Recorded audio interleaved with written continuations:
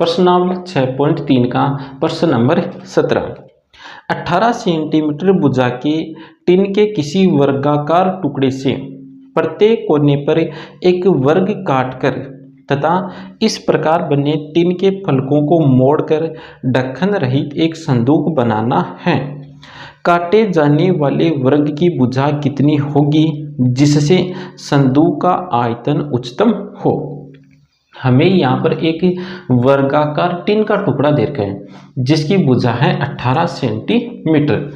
अब हमें इस टिन के टुकड़े से, ये जो टिन का टुकड़ा हमें दे रखा है, इस टिन के टुकड़े के चारों कोनों से वर्ग काटना है।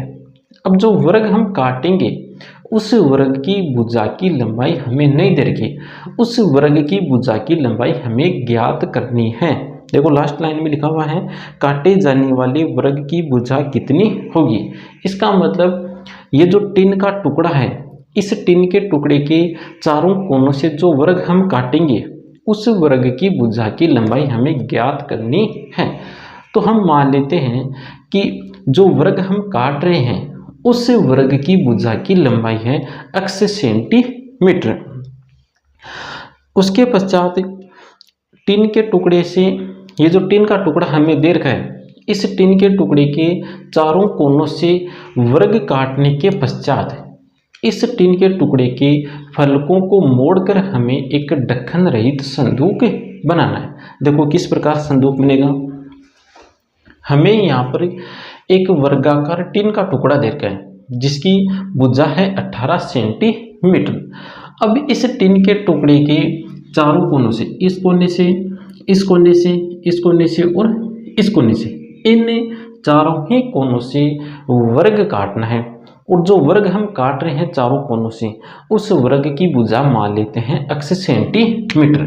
चारों कोनों से जो वर्ग हम काटेंगे उस वर्ग की भुजा है 80 सेंटीमीटर, ये हमने मान लिया। इस कोने से, इस कोने से, इस कोने से और इस कोने से, इन चारों ही कोनों से हम 80 सेंटीमीटर भुजा का वर्ग काट रहे हैं। वर्ग काटने के पश्चात ये टिन का टुकड़ा कुछ इस प्रकार दिखाई देगा। जब हमें इस टिन के टुकड़े से चारों कोनों से 80 सेंटीमीटर भुजा का वर्ग काट देंगे तो काटने के पश्चात ये टिन का टुकड़ा हमें कुछ इस प्रकार दिखाई देगा। अब हमें इस टिन के फलकों को मोड़ना है। ये जो टिन का टुकड़ा हमें दे रखा है, इस टिन के टुकड़े के फलकों को मोड़ना है। फलक कौन से? ये वाला फलक, ये फलक, ये फलक और ये फलक। इन चारों फलकों को मोड़कर हमें ढक्कन रहित संदूक बनाना है। अब देखो ये जो फलक हैं वो मोड़ेंगे कहाँ से, इसको समझते हैं। तो इसके लिए देखो इस आकृति की सहायता लेते हैं। देखो ये वाला जो टुकड़ा आपको दिखाई दे रहा है, ये टुकड़ा इस टुकड़े के जैसा का जैसा है। अब हमें इनके फलकों को मोड़ना है। हमें इस प्रकार मोड़ना है कि ये फलक एक दूसरे से चिपक जाए। देखो इन दो फलकों को लेकर हम देखते हैं। इन फलकों को हम इस प्रकार मोड़ेंगे तो मोड़ने पर देखो ये यहाँ पर चिपक गए। तो देखो ये फलक मुड़ रहे कहाँ से, हमने इन फलकों को मोड़ा कहाँ से, तो इस फलक को देखना, इस फलक को हमने मोड़ा है यहाँ से। कौन सी लाइन के अनुदिश? हमने इस फलक को इस लाइन के अनुदिश मोड़ा है। ये वाला जो फलक है, इस फलक को हमने इस लाइन के, ये जो लाइन आपको जाती हुई दिख रही है, इस लाइन के अनुदिश मोड़ा है। इसी प्रकार इस फलक को हमने किसके अनुदिश मोड़ा, तो इस फलक को भी आप देखना कौन सी लाइन के अनुदिश, इस लाइन के अनुदिश मोड़ा है। तो जिन लाइनों के अनुदिश इन फलकों को हम मोड़ रहे हैं वो लाइनें मैं यहाँ पर बना रहा हूँ। तो इसको तो इस लाइन के अनुदिश मोड़ा है, इस फलक को इस लाइन के अनुदिश, इस फलक को इस लाइन के अनुदिश और इस फलक को इस लाइन के अनुदिश मोड़ा है। इन लाइनों के अनुदिश मोड़ने के पश्चात ये जो टिन का टुकड़ा है वो देखो किस प्रकार का हमें दिखाई देगा। तो इन फलकों को मोड़ो, सभी फलकों को मोड़ दो। मोड़ने के पश्चात ये टिन का टुकड़ा बन गया कुछ इस प्रकार का। जब हमने इस टिन के टुकड़े के चारों फलकों को मोड़ दिया, तो मोड़ने के पश्चात ये बन गया संदूक। और ये संदूक देखो किस प्रकार का बन रहा है, ये संदूक बन रहा है घनाभ के जैसा। ये जो संदूक हमें यहाँ पर मिला है, ये संदूक है घनाभ के जैसा। मतलब ये हुआ कि इस संदूक का जो आयतन होगा, ये आयतन घनाभ के आयतन के बराबर होगा। या ऐसा कह सकते हैं कि इस संदूक का आयतन हम कैसे ज्ञात करेंगे, इस संदूक का आयतन हम घनाभ के आयतन से ज्ञात कर लेंगे। और घनाभ का आयतन होता है लंबाई गुणा चौड़ाई गुणा ऊंचाई। तो हमें इस संदूक का आयतन ज्ञात करने के लिए या इस घनाभ का आयतन ज्ञात करने के लिए हमें इस घनाभ की लंबाई चौड़ाई और ऊंचाई ज्ञात करनी है। अब देखो लंबाई चौड़ाई ऊंचाई हम ज्ञात करते हैं, तो ऊंचाई तो बना रहा है ये फलक, तो ये फलक देखो कितने सेंटीमीटर का है, तो हमने कितने सेंटीमीटर का वर्ग काटा है, हमने यहाँ से x सेंटीमीटर भुजा का वर्ग काटा है। तो ये ऐसे घूमकर इस घनाभ की ऊंचाई बनाएगा, तो इस घनाभ की ऊंचाई हो गई x सेंटीमीटर। तो यहाँ पर मैं लिख रहा हूँ घनाभ की ऊंचाई या संदूक की ऊंचाई है x सेंटीमीटर। अब देखो लंबाई चौड़ाई कितनी होगी इसकी, देखो तो ये है इसकी लंबाई, ये फलक बना रहा है इस घनाभ की लंबाई। अब देखो घनाभ की लंबाई होगी कितनी, तो देखो टोटल पहले थी 18 सेंटीमीटर, पहले कितनी देर की थी 18 सेंटीमीटर देर की थी। 18 सेंटीमीटर में से x सेंटीमीटर हमने इस साइड से काट दिया और x सेंटीमीटर हमने इस साइड से काट दिया, तो फिर ये भुजा बच गई 18 माइनस 2x सेंटीमीटर। तो इस घनाभ की लंबाई आ जाएगी 18 माइनस 2x सेंटीमीटर।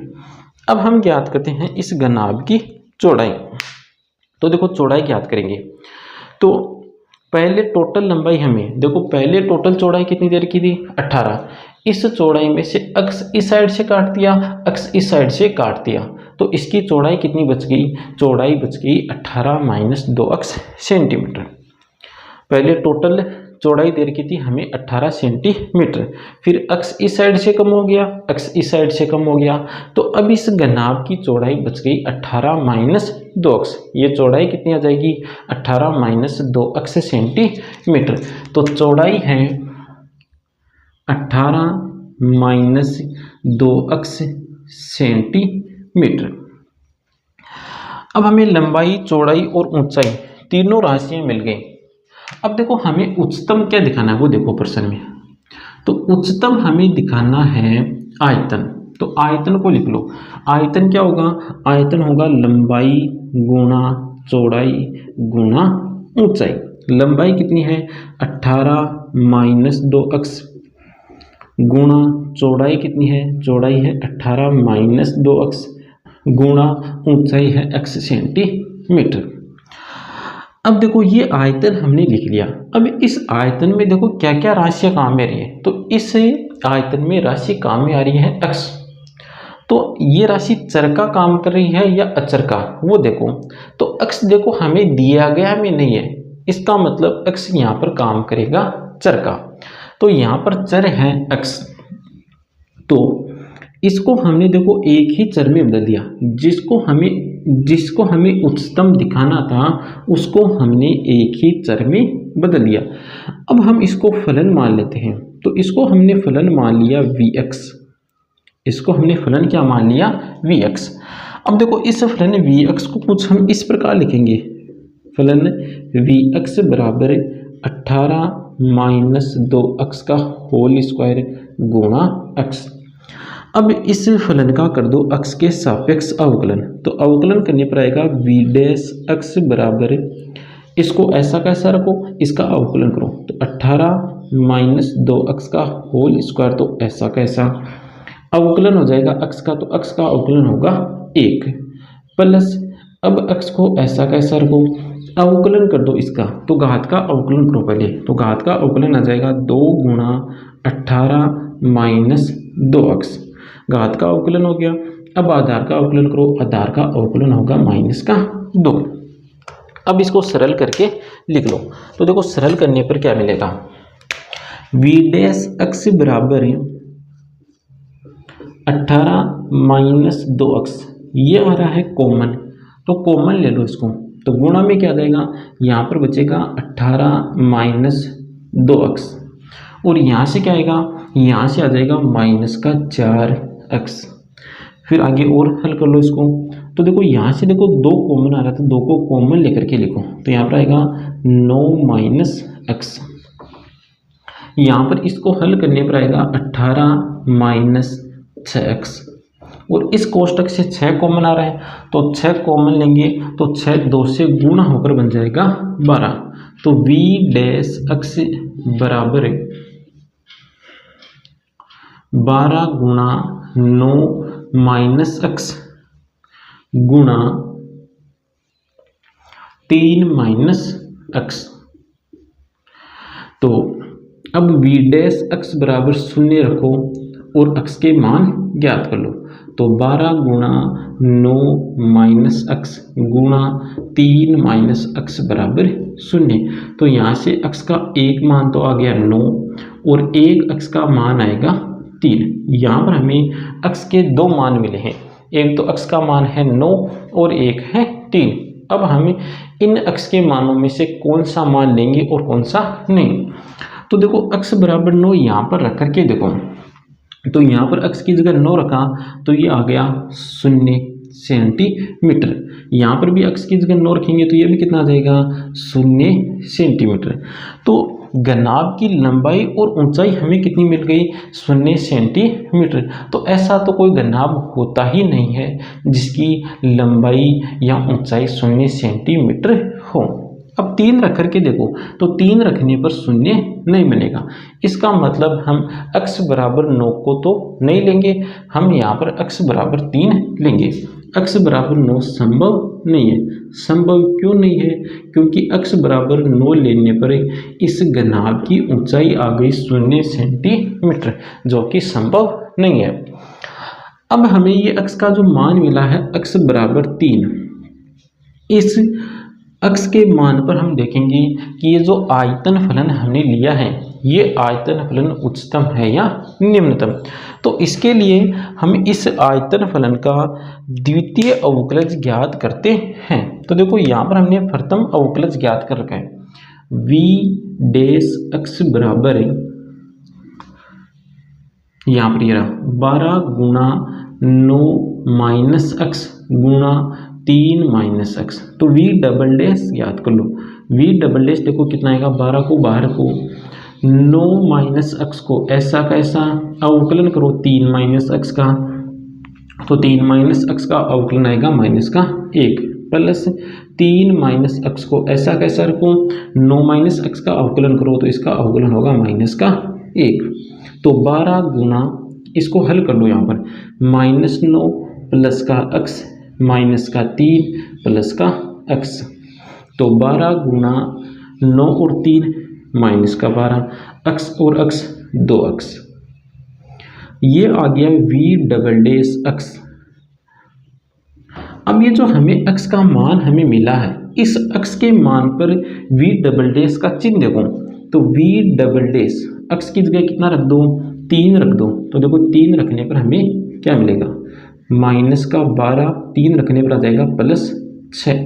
तो इसको जब हम हल करेंगे, देखो 12 गुणा माइनस का 6, तो हल करने पर हमें ये एक ऋणात्मक संख्या मिलेगी।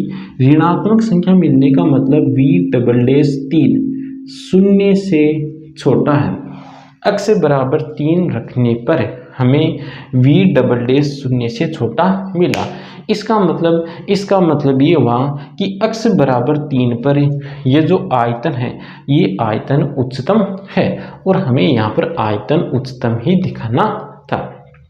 तो लिखो x बराबर 3 पर, x बराबर 3 पर आयतन, संदूक का आयतन, संदूक का आयतन उच्चतम है। x बराबर 3 पर संदूक का आयतन क्या है, उच्चतम है। तो काटे जाने वाले वर्ग की भुजा कितनी है, काटे जाने वाले वर्ग की भुजा 3 सेंटीमीटर है। और इस भुजा मतलब 3 सेंटीमीटर पर इस संदूक का आयतन क्या होगा, उच्चतम होगा। तो ये बात भी लिख दो, काटे जाने वाले वर्ग की भुजा x बराबर 3 सेंटीमीटर है। इस प्रकार हमें प्रश्न को हल करना है।